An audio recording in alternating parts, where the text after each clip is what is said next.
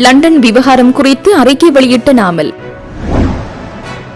யாழ் சர்வதேச கிரிக்கெட் மைதான விவகாரம், நிர்மாண பணிகளை நிறுத்த உத்தரவு. விடுதலை புலிகள் குறித்து ஐடிஜேபி அறிக்கை தாண்டிய பொன்சேகாவின் புதிய விவாதம். வங்கி வாடிக்கையாளர்கள் இலக்கு வைத்து மோசடி, தொடங்கியது சிஐடி விசாரணை.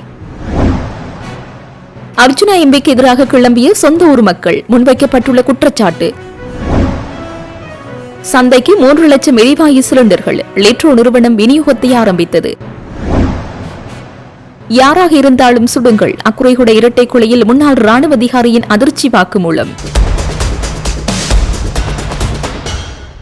பிரிட்டனில் உள்ள தமிழ் மாணவர் அமைப்புகள் மற்றும் ஆர்வலர்களின் கடும் எதிர்ப்பை தொடர்ந்து தான் கலந்து கொள்ளவிருந்த உரை நிகழ்ச்சி ரத்து செய்யப்பட்டமை குறித்து நாடாளுமன்ற உறுப்பினர் நாமல் ராஜபக்ச அறிக்கை ஒன்றை வெளியிட்டுள்ளார். ஒழுங்கமைக்கப்பட்ட குழுக்களின் அழுத்தம் காரணமாக கலந்துரையாடல்களை ரத்து செய்ய ஏற்பாட்டு குழு கட்டாயப்படுத்தப்பட்டுள்ளது என்றும், இருப்பினும் நிபந்தனையின்றி அழைப்பை ஏற்றுக்கொண்டதாகவும் அந்த அறிக்கையில் கூறப்பட்டுள்ளது. தன்னை அழைத்ததற்காக இரு நிர்வாகங்களுக்கும் நன்றியை தெரிவித்துக் கொள்வதாக நாமல் கூறியுள்ளார். ஆக்ஸ்போர்ட் சங்கம் மற்றும் கேம்பிரிட்ஜ் சங்கத்தின் இந்த வரலாற்று சிறப்புமிக்க தளங்களுக்கு அழைக்கப்படும் பேச்சாளர்கள் புத்திசாலித்தனமான மற்றும் விமர்சன ரீதியான பார்வையாளர்களுக்கு முன்னிலையில் கடினமான கேள்விகளை எதிர்கொள்வார்கள் என்றும், தமது கருத்துக்களை பாதுகாப்பதோடு மாற்று கருத்துக்களுடன் ஈடுபட என்றும் எதிர்பார்க்கப்படுகின்றது. இந்த விழுமியங்களுக்கு மதிப்பளித்தே தாம் இந்த அழைப்பை நிபந்தனையற்ற முறையில் ஏற்றுக்கொண்டதாக அவர் தெரிவித்துள்ளார். இருப்பினும் சில ஒழுங்கமைக்கப்பட்ட குழுக்களினால் ஏற்படுத்தப்பட்ட அழுத்தம் காரணமாக இந்த உரையாடல்கள் மற்றும் விவாத அமர்வுகளை ரத்து செய்ய நேரிட்டது வருத்தத்திற்குரியது. மேலும் எதிர்காலத்தில் உரையாடல் மற்றும் விவாதங்களை ஊக்குவிக்கும் ஒரு மன்றத்தில்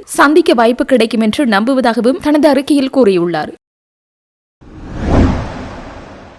யாழ்ப்பாணம் மண்டைதீவு பகுதியில் அமையுள்ள சர்வதேச கிரிக்கெட் மைதானம் மற்றும் விளையாட்டு வளாகத்தின் அனைத்து நிர்மாண பணிகளையும் சுற்றுச்சூழல் அனுமதி கிடைக்கும் வரை உடனடியாக நிறுத்துமாறு மத்திய சுற்றாடல் அதிகார சபை உத்தரவிட்டுள்ளது. இந்த திட்டம் தொடர்பான சுற்றுச்சூழல் தாக்க மதிப்பீட்டு நடைமுறையின் ஒரு பகுதியாக திட்டவரைவு அறிக்கை ஒன்றை ஸ்ரீலங்கா கிரிக்கெட் நிறுவனத்திற்கு வழங்கியுள்ளதாக மத்திய சுற்றாடல் அதிகார சபையின் பணிப்பாளர் நாயகம் கபில மகேஷ் ராஜபக்ச தெரிவித்துள்ளார். மைதானத்திற்காக ஒதுக்கப்பட்ட 48 ஏக்கர் காணி பாதுகாப்பு வனப்பகுதிக்குள் வரவில்லை என்பதை வன பாதுகாப்பு திணைக்களம் உறுதிப்படுத்தியுள்ளது. இருப்பினும் முறையான சுற்றுச்சூழல் மதிப்பீட்டு அறிக்கையை ஸ்ரீலங்கா கிரிக்கெட் சமர்ப்பிக்கும் வரை பணிகளை தொடர முடியாது. சுற்றுச்சூழல் அனுமதி பெறப்படுவதற்கு முன்னரே அங்கு நிலத்தை சமப்படுத்தும் பணிகள் நடைபெற்றுள்ளதாக கிடைத்த முறைப்பாடுகளை அடுத்து யாழ்ப்பாண அலுவலக அதிகாரிகள் சோதனைகளை மேற்கொண்டனர். 1980 ஆண்டின் 47ஆம் இலக்க தேசிய சுற்றுச்சூழல் திட்டத்தின் கீழ் அனுமதியின்றி இத்தகைய திட்டங்களை முன்னெடுப்பது சட்டவிரோதமாகும். இதன்படி கடந்த பிப்ரவரி 18ஆம் தேதி பணிகளை நிறுத்துமாறு ஸ்ரீலங்கா கிரிக்கெட் நிறுவனத்திற்கு உத்தியபூர்வமாக அறிவிக்கப்பட்டுள்ளதாக ஆங்கில ஊடகம் ஒன்று செய்தி வெளியிட்டுள்ளது. இலங்கை வனவிலங்கு மற்றும் இயற்கை பாதுகாப்பு சங்கம் இந்த திட்டம் கட்டாய சுற்றுச்சூழல் அனுமதி ஆரம்பிக்கப்பட்டுள்ளதாக கூறி அதனை உடனடியாக நிறுத்துமாறு அண்மையில் கோரிக்கை விடுத்திருந்தமை குறிப்பிடத்தக்கது. 2009 மே மாதத்தில் முடிவடைந்த இலங்கை உள்நாட்டுப் போரின் போது இறுதிக்கட்டம் இலங்கை வெற்றியாக இலங்கை அரசால் கொண்டாடப்பட்டாலும் அதே நேரத்தில் கடுமையான மனித உரிமை மீறல்கள் இடம்பெற்றதாக சர்வதேச அளவில் தொடர்ந்து குற்றச்சாட்டுகள் எழுந்து வருகின்றன. குறிப்பாக international truth and justice project வெளியிட்ட ஆவணங்கள் அரசியல் மற்றும் ராணுவ தலைமையின் பொறுப்பு குறித்து தீவிரமான கேள்விகளை எழுப்புகின்றன. இலங்கை உள்நாட்டுப் போர் 1983ஆம் ஆண்டு தொடங்கி அரசு படைகளுக்கும் தமிழீழ விடுதலை புலிகள் அமைப்புக்கும் இடையே 26 ஆண்டுகள் நீடித்தது. 2006 முதல் அப்போதைய ஜனாதிபதி மஹிந்த ராஜபக்ச தலைமையில் அரசு முழுமையான ராணுவ நடவடிக்கையை முன்னெடுத்தது. 2009 மே மாதத்தில் நந்திக்கடல் பகுதியில் நடந்த கடைசி மோதல்களுடன் போர் முடிவுக்கு வந்தது. விடுதலை புலிகள் அமைப்பின் தலைவர் வேலுப்பிள்ளை பிரபாகரன் உள்ளிட்ட முக்கிய தலைவர்கள் இதில் போர்க்களத்தில் மரணமடைந்தனர். ஐடிஜேபி அறிக்கைகள் 2008 தொடக்கம் 2009 காலப்பகுதியில் வடகிழக்கு பகுதியில் நடந்த ராணுவ நடவடிக்கைகளை மையமாக கொண்டுள்ளன. நோ ஃபயர் சோன்ஸ் என அறிவிக்கப்பட்ட பொதுமக்கள் தஞ்சமடைந்த பகுதிகளிலும் கனரக ஆயுதங்கள் பயன்படுத்தப்பட்டதாக சாட்சியங்கள் பதிவு செய்யப்பட்டுள்ளன. ஐடிஜேபி சர்வதேச சட்டத்தின் கமாண்ட் ரெஸ்பான்சிபிலிட்டி என்ற கோட்பாட்டின் அடிப்படையில் அந்நேர அரசியல் மற்றும் ராணுவ தலைமைகள் பொறுப்பேற்க வேண்டிய சூழல் இருப்பதாக கூறுகிறது. அப்போதைய பாதுகாப்பு செயலாளர் கோட்டாபய ராஜபக்ச மீது ராணுவ நடவடிக்கைகளின் நிர்வாக மேற்பார்வை இருந்ததாகவும், காணாமல் போனோர் கட்டாய கைது மற்றும் சித்திரவதை மையங்கள் தொடர்பான குற்றச்சாட்டுகளில் பாதுகாப்பு அமைச்சகத்தின் பங்கு இருந்ததாகவும் அறிக்கைகள் சுட்டிக்காட்டுகின்றன. போரின் இறுதி நாட்களில் சரணடைய முயன்றதாக கூறப்படும் விடுதலை புலிகள் அமைப்பின் அரசியல் பிரிவு உறுப்பினர்கள் கொல்லப்பட்டதாக உள்ள குற்றச்சாட்டு ஒயிட் பிளாக் சம்பவம் என அழைக்கப்படுகிறது. இந்த சம்பவம் சர்வதேச கவனத்தை ஈர்த்தது. 2005 தொடக்கம் 2009 காலகட்டத்தில் ராணுவ தளபதியாக இருந்த சரத் பொன்சேகா போரின் இறுதிக்கட்ட நடவடிக்கைகளில் முக்கிய கட்டளை அதிகாரியாக இருந்தார். இந்த நிலையிலேயே ITJP ஆனது கட்டளை சங்கிலி வழியாக மனித உரிமை மீறல்கள் நடைபெற்றிருக்கலாம் என வாதிடுகிறது. இந்த குற்றச்சாட்டுகளை தொடர்ந்து ஐக்கிய நாடுகளில் மனித உரிமை மீறல் தொடர்பான அமைப்பு பல தீர்மானங்களை நிறைவேற்றியுள்ளது.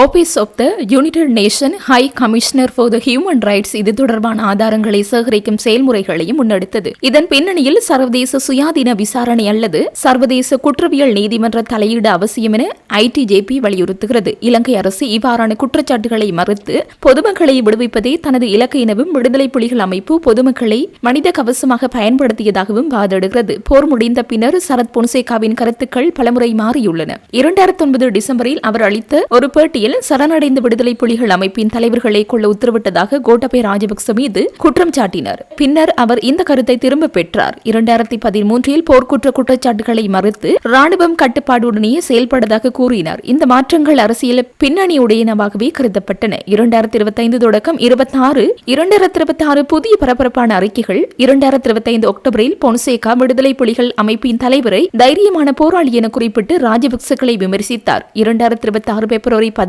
அன்று செய்தியாளர் சந்திப்பில் 2009 மே 17 அன்று மஹிந்த கோட்டாபய மற்றும் Basil international committee of the red cross மற்றும் அம்னெஸ்டி இன்டர்நேஷனல் பிரதிநிதிகளுடன் சரணடைவு தொடர்பாக பேச்சுவார்த்தை நடத்தியதாக சுட்டிக்காட்டினார். விடுதலை புலிகள் அமைப்பின் தலைவர்கள் ராணுவத்திற்கு அல்லாமல் மூன்றாம் தரப்பினருக்கு சரணடைய விரும்பியதாகவும் கூறினார். இந்நிலையில் ராணுவம் தலைமையை முழுமையாக அளிக்க விரும்பியதாகவும் சரணடைந்திருந்தால் பிரபாகரன் இன்று வடக்கு மாகாண முதலமைச்சராக இருந்திருப்பார் என்று அவரது கூற்று சரணடைவு வாய்ப்பு இருந்ததா என்ற கேள்வியை மீண்டும் எழுப்பியுள்ளது. பொன்சேகாவின் சமீபத்திய கருத்துக்களை பல்வேறு எதிர்வினைகளை ஏற்படுத்தியுள்ளன. தமிழ் அரசியல் மற்றும் மனித உரிமை அமைப்புகள் இது போர்க்குற்ற விசாரணைக்கு புதிய திசை அளிக்கலாம் என கருதுகின்றன. எனினும் ராஜபக்ச ஆதரவாளர்கள் அரசியல் நோக்கத்துடன் கூறப்பட்ட கருத்துக்கள் என விமர்சிக்கின்றனர். அத்தோடு சர்வதேச அமைப்புகள் புதிய தகவல்கள் சுயாதீன விசாரணைக்கு ஆதாரமாக அமையக்கூடும் என மதிப்பிடுகின்றன. ஐநா மதிப்பீடுகளின்படி 2009 இறுதிக்கட்டத்தில் பல்லாயிரக்கணக்கான பொதுமக்கள் உயிரிழந்திருக்கலாம் என்ற குற்றச்சாட்டுகள் முன்வைக்கப்பட்டுள்ளன. இலங்கை அரசு இதை தொடர்ந்து மறுத்து வருகிறது. இலங்கை உள்நாட்டு போரின் இறுதிக்கட்டம் நாட்டின் அரசியல் வரலாற்றில் மிகச் சிக்கலான மற்றும் உணர்ச்சிமிக்க அத்தியாயமாக தொடர்கிறது. ITJP அறிக்கைகள், ஐநா தீர்மானங்கள் மற்றும் சரத் பொன்சேகாவின் மாறுபட்ட கருத்துக்கள் உண்மை, பொறுப்பு மற்றும் நீதியை பற்றிய விவாதங்களை மீண்டும் முன்னிறுத்துகின்றன.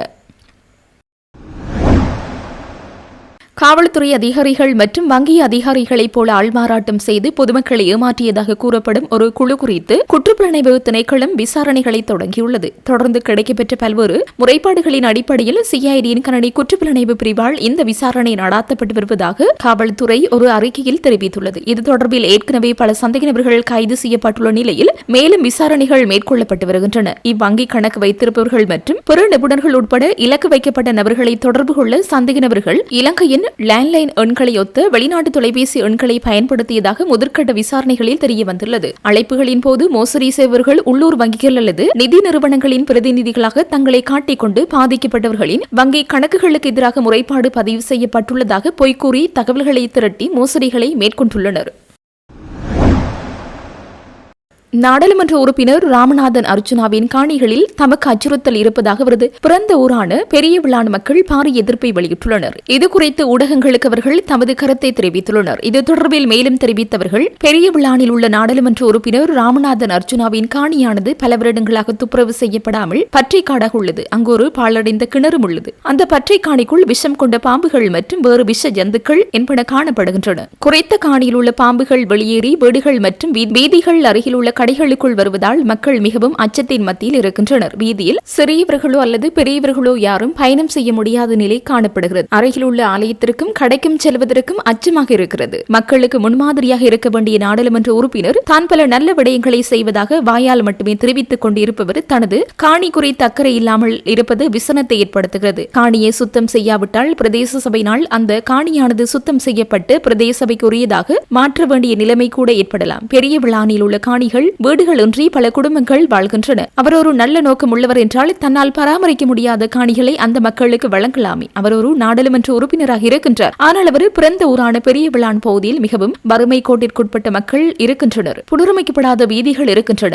மற்றும் செய்யப்பட வேண்டிய அபிவிருத்திகள் பல உள்ளன. அவற்றையெல்லாம் அவரால் செய்ய முடியாது. ஆனால் வாயால் வெற்று பேச்சு பேச முடியும். உள்ளூராட்சி சபை தேர்தல் மற்றும் மாகாண சபை தேர்தல் ஆகியவற்றுக்கு பரீட்சை வைத்து அதில் சித்தி பெறுபவர்களை போட்டியிட அனுமதிக்க வேண்டும் என்று நாடாளுமன்ற உறுப்பினர் அர்ச்சுனா தெரிவிக்கின்றார். அதை நாங்கள் ஏற்றுக்கொள்கிறோம். அத்தோடு அதுபோல நாங்களும் ஒரு கோரிக்கை முன்வைக்கின்றோம். அதாவது இனிமேல் நடைபெறுகின்ற நாடாளுமன்ற தேர்தலில் போட்டியிடும் வேட்பாளர்களின் மனநிலை குறித்து பரீட்சித்து அவர்கள் மனநலம் பாதிக்கப்படாமல் ஆரோக்கியமாகத்தான் இருக்கின்றார்களா என பரிசோதித்த பின்னரே தேர்தலில் போட்டியிட அனுமதிக்க வேண்டும் என கோரிக்கை முன்வைக்கின்றோம். இதை நாடாளுமன்ற உறுப்பினர் ராமநாதன் அர்ச்சுனாவும் ஏற்றுக்கொள்ள வேண்டும் என தெரிவித்துள்ளனர். அந்த காணியில் 4 மாடி கட்டடம் கட்டப்படுவது இருந்தால் அந்த காணி யாருடையது என்றுதான் அதன் அடிப்படை. நாடாளுமன்ற உறுப்பினர் அர்ச்சுனாவாக இருக்கிறதுனால நாங்கள் நாடாளுமன்ற உறுப்பினர் அர்ச்சுனாண்ட சகோதரத்தில் காணின்றதுக்காக அதுக்கு ஸ்பெஷல் நடைமுறை எடுக்க முடியாது. அதே நேரத்தில் அவருடைய ஒரு சகோதரத்தினுடைய காணியை ராமநாதன் அர்ச்சுனாவோடு கொண்டு வந்து முடிச்சு போடவும் முடியாது. ஆகவே அந்த அடிப்படையில் என்னை பொறுத்தவரைக்கும் அது யாருடைய காணியோ அவர்களுக்கான பெர்மிஷன்களை அணுக சொல்லி இருக்கிறோம். அப்போ அந்த விஷயங்கள் நடந்து கொண்டிருக்குது. ஆகவே இது நாங்கள் அவற்ற காணியாக தான் நாங்கள் அதில் பார்க்கப்பட வேண்டிய விஷயம். ஆகவே இவருடைய சட்டவிரோதமான ஒரு செயலுக்கு ஒரு பாராளுமன்ற உறுப்பினரை நாங்கள் வந்து அதில் கோர்த்து விடுவது எனக்கு நியாயமாக படவில்லை.